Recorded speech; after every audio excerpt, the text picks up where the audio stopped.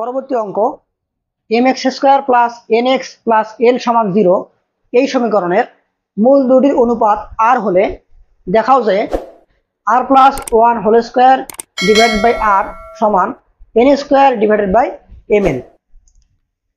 প্রদত্ত সমীকরণটি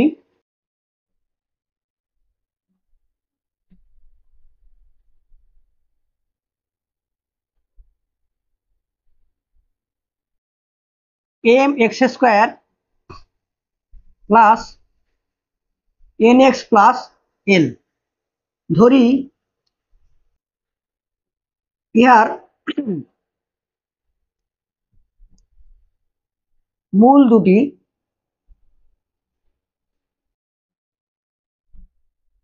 আলফা কমা বিটা। এখন মূল ও সহগের সম্পর্ক হতে পাই মূল ও সহগের সম্পর্ক হতে পাই মূল দুটির যোগফল আলফা প্লাস বিটা সমান মাইনাস বি বাই এ, তাহলে মাইনাস এন বাই এম এবং আলফা বিটা সমান সি বাই এ। তাহলে এখানে সি কত? সি হলো এল বাই এ হলো এম। তো আমাদের বলছে মূল দুটির অনুপাত আর, তাহলে প্রশ্নানুযায়ী প্রশ্ন মতে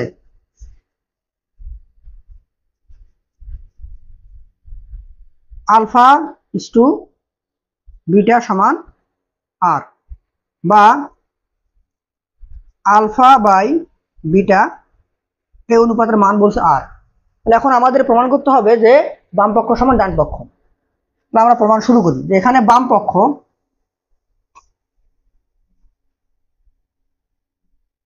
সমান r plus 1 whole square divided by r. তো আমরা আর এর যে মানটা এখানে সুন্দর করে বসাই দিই।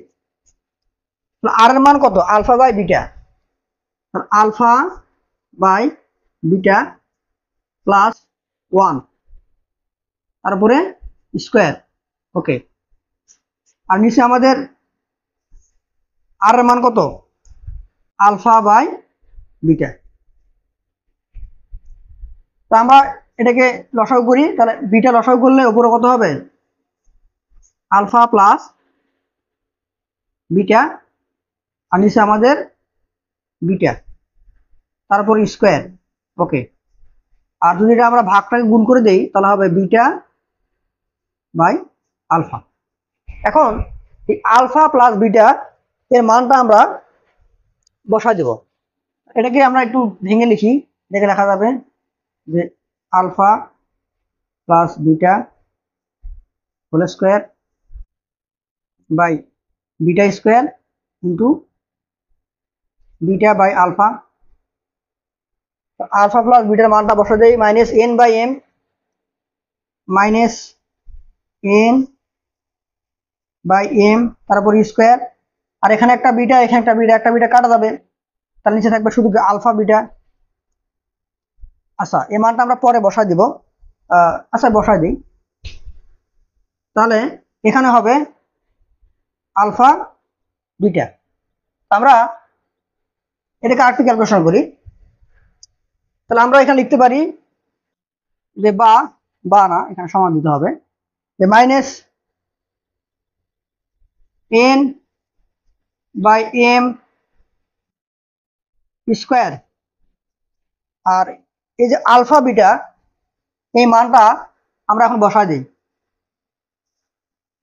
আলফা বিটার মান কত? L by M, L divided by M. আমরা এখন এটাকে ক্যালকুলেশন করি, তাহলে এটাকে লেখা যাবে যে এন বাই এম বা N square by M square into M by এল।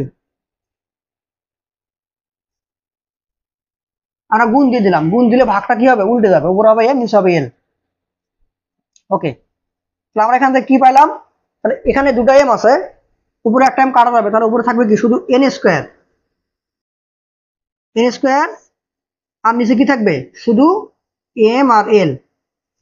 তাহলে আমাদের কিন্তু ডান পক্ষ তাই আছে, তা আমরা এখানে লিখতে পারবো যে ডান পক্ষ সমান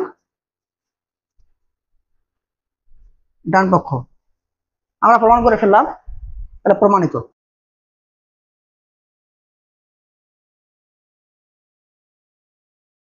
ধন্যবাদ সবাইকে।